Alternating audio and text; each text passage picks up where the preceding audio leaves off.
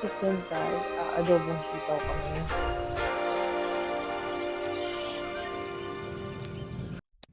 Hi everyone. It's been 2 weeks since we moved from the province to Manila. At ang masasabi ko lang, ang mahal ng bilihin dito. So first time namin na grocery, naka 4,000 kami. Tapos konting karne lang yun. Buti na lang, nakita namin yung Suki Grocer online. Sa Shopee kami nag-check out and I'll show you guys what I bought today. By the way, this is worth 1,664 only compared kapag bumili kami sa grocery sa malapit dito sa place namin. Baka nasa 3,000. First is 500 grams na liempo, chicken thighs, 1 kilo na menudo cut, chicken drumsticks, another 1 kilo na menudo cut na pork. Dalawa pala yung in-order ko. Tapos meron tayong mga veggies and fruits. String beans kasi mag-adobong sitaw kami.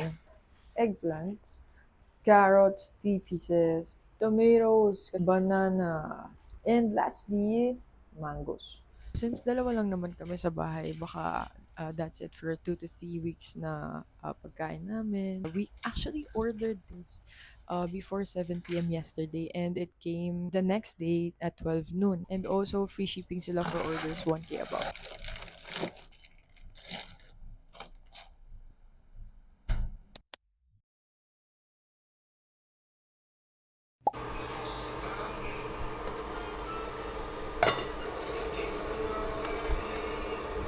Today, we're gonna be making mango tapioca.